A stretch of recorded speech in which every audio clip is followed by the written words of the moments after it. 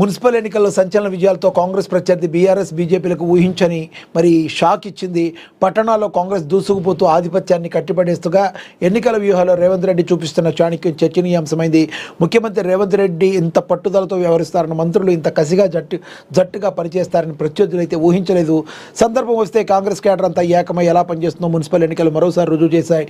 Team Telangana పనితీరుపై కాంగ్రెస్ అగ్రనేతలు ఖర్గే, రాహుల్ గాంధీ మంచి సంతృప్తిని అయితే వ్యక్తం చేశారు. జూన్లో పెండింగ్లో ఉన్న పరిషత్, గ్రేటర్ హైదరాబాద్ ఇతర కార్పొరేషన్ ఎన్నికలు పూర్తి చేయాలని ముఖ్యమంత్రి రేవంత్ రెడ్డి డిసైడ్ అయినట్లుగా కనబడుతుంది. ఇదే సమయంలో వరుస ఎన్నికల్లో బీఆర్ఎస్ బీజేపీ బలం క్షీణిస్తున్నట్లుగా గణాంకాలు చెప్తున్నాయి. మూసీ ప్రక్షాళన, గాంధీ సరోవర్ ప్రాజెక్టు హైదరాబాద్ నగరాల్లో గేమ్ చేంజర్ అవుతుందన్న చర్చ జరుగుతుంది. జీహెచ్ఎంసీ విభజనపై సీఎం పక్కా లెక్కలతో ముందు చూపులతో అడుగులు వేస్తున్నారు. తెలంగాణ బాటలో ఏపీ కూడా పయనిస్తుంది. ఏపీలో స్థానిక ఎన్నికల నగర అత్యంత త్వరలోనే మోగనుంది అని కూడా ప్రచురించడం అయితే జరిగింది. దీని గురించి మరింత కూలంకషంగా చూద్దాం. ఇక తెలంగాణ రాజకీయాల్లో తాజా మున్సిపల్ ఎన్నికలు ఒక స్పష్టమైన సంకేతాన్ని ఇచ్చాయని, పట్టరు ఓటరు మూడు మారుతుందని, నాయకత్వం ప్రభావం చూపుతుందని, వ్యూహం విజయం సాధిస్తుందని. ఈ నేపథ్యంలో ముఖ్యమంత్రి రేవంత్ రెడ్డి నేతృత్వంలో కాంగ్రెస్ పార్టీ సాధించిన విజయాలు కేవలం స్థానిక ఫలితాలు కావు, రాష్ట్ర రాజకీయాల దిశను మార్చే విధంగా రాజకీయ ఉన్న ఈ మున్సిపల్ ఎన్నికల్లో కాంగ్రెస్ పార్టీ సాధించిన విజయాలు రాజకీయ వర్గాలను ఆశ్చర్యపరిచాయి. పట్టణ ప్రాంతాల్లో బీఆర్ఎస్ బీజేపీలకు బలమైన స్థావరాలు ఉన్నాయని భావించినప్పటికీ ఫలితాలు మాత్రం విభిన్న చిత్రాన్ని చూపించాయి. పట్టణ ఓటరు ప్రగతిని కోరుకుంటున్నాడు, వాగ్దానాలను కాదు. ఈ భావన ఎన్నికల్లో స్పష్టంగా ప్రతిఫలించింది. రేవంత్ రెడ్డి ఎన్నికల వ్యూహంతో చూపించిన చాణక్యం చర్చనీయాంశమైంది.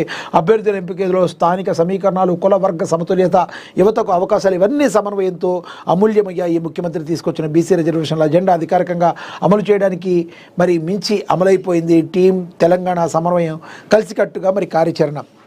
ఒక రకంగా రిజర్వేషన్లు చట్టబద్ధంగా కుదరపోయినప్పటికీ కూడా కానీ పార్టీ ప్రకారంగా వాళ్ళు ఏదైతే బీసీలకు అన్నారో ఆ బీసీలకి తగిన న్యాయం చూపి తన ఒక టార్చ్ బేరర్ లాగా ముఖ్యమంత్రి రేవంత్ రెడ్డి తీసుకున్న నిర్ణయంతో బీసీలు అందరిలో కూడా ఒక కదలిక వచ్చింది.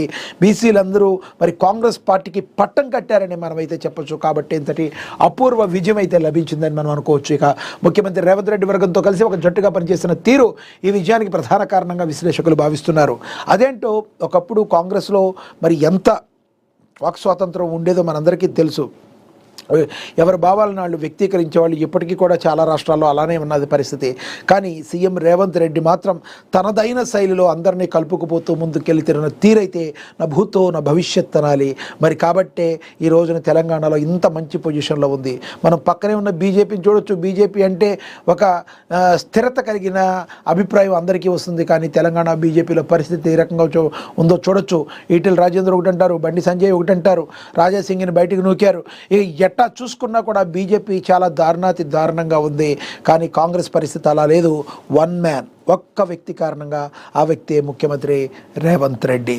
ఇక వీళ్ళందరినూ కలుపుకొని వాళ్ళల్లో కూడా భిన్న అభిప్రాయాలు ఉన్నప్పటికీ కూడా తను వాళ్ళకంటే ఎక్స్పీరియన్స్లో చిన్నవాడిని అయినప్పటికీ కూడా దాన్ని చెప్తూనే ఏ రకంగా ముందుకు వెళ్ళాలి, మనం కాంగ్రెస్ పార్టీని తెలంగాణలో ఏ రకంగా ముందుకు తీసుకెళ్లాలని చెప్పి వాళ్ళందరినీ ఒప్పించి ఏకతాటిపైకి తీసుకొచ్చి వేరే వాళ్ళు వేరే మాటలు మాట్లాడనివ్వకుండా పార్టీని ప్రజల్లో చులకన కానివ్వకుండా చూసిన పద్ధతి ఉందో చూసారా.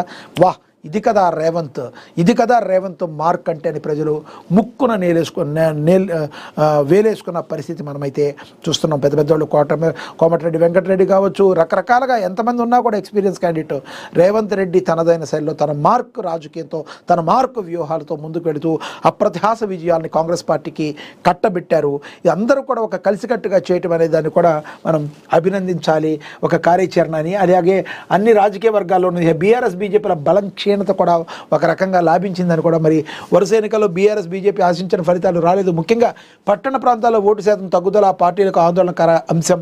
బీఆర్ఎస్కు అధికారిక వ్యతిరేకత, బీజేపీ స్థానిక స్థాయిలో బలహీన నిర్మాణం ఇవి కాంగ్రెస్కు అనుకూల పరిస్థితులను సృష్టించాయని కూడా కంది శ్రీనివాసరెడ్డి తన వీకెండ్ అనాలిసిస్లో తెలియజేయడం జరిగింది, రాయడం జరిగింది. ఇక తెలంగాణ బాటలోనే ఏపీ తెలంగాణలో ఉన్న ప్రస్తుత పరిస్థితులను చూసి మరి ఒక స్ఫూర్తి ప్రదాతగా తెలంగాణను తీసుకుని ఏపీ కూడా ముందుకు వెళుతుంది.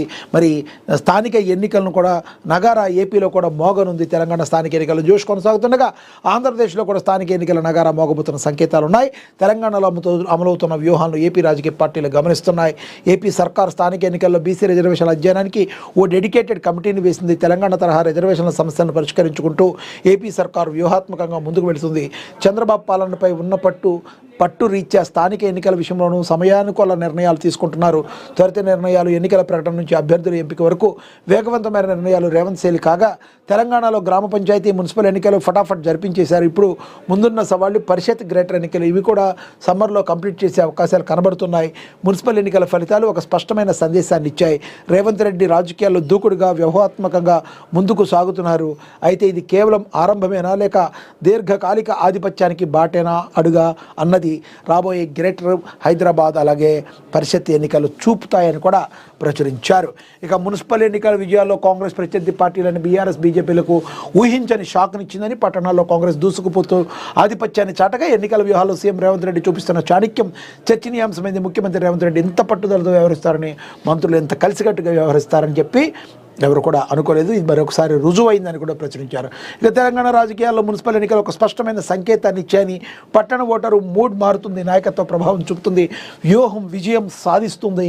మరి ఈ నేపథ్యంలో ముఖ్యమంత్రి రేవంత్ రెడ్డి నేతృత్వంలోని కాంగ్రెస్ పార్టీ సాధించిన విజయాలు కేవలం స్థానిక ఫలితాలు కాదు, అవి రాష్ట్ర రాజకీయ దిశను మార్చేశాయి అని చెప్పి కూడా ప్రచురించారు. ఇక అభివృద్ధి అనే ఆయుధంతోనే రాజకీయ యుద్ధం గెలవాలని సీఎం పట్టుదలగా ఉన్నట్లుగా కనబడుతుంది. మూసీ ప్రక్షాళన తన మార్కు చూపాలని సీఎం రేవంత్ రెడ్డి భావిస్తున్నారని, వరుస విజయాల్లో బీజేపీ ఆశించిన బీఆర్ఎస్ ఆశించిన ఫలితాలు రాలేదు.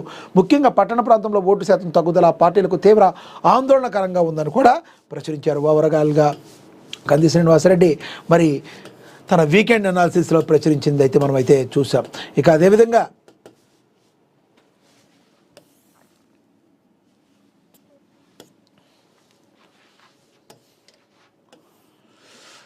ఏఐ ఇంపాక్ట్ సదస్సు సక్సెస్ తీర్మానంపై 86 దేశాల సంతకాలు, కేంద్ర ఐటీ శాఖ మంత్రి అశ్విని వైష్ణవ్ అని చెప్పారని అక్కడ ఉన్నారని కూడా ప్రచురించారు. ఢిల్లీ వేదికగా నిర్వహించిన ఇండియా ఏఐ ఇంపాక్ట్ సదస్సు విజయవంతమైంది. ప్రపంచ దేశాల నుంచి బలమైన మద్దతు లభించిందని కేంద్ర ఐటీ శాఖ మంత్రి అశ్విని వైష్ణవ్ వెల్లడించారు. సదస్సు తీర్మానంపై 86 దేశాలతో పాటు 2 అంతర్జాతీయ సంస్థలు సంతకం చేసినట్లుగా తెలిపారు.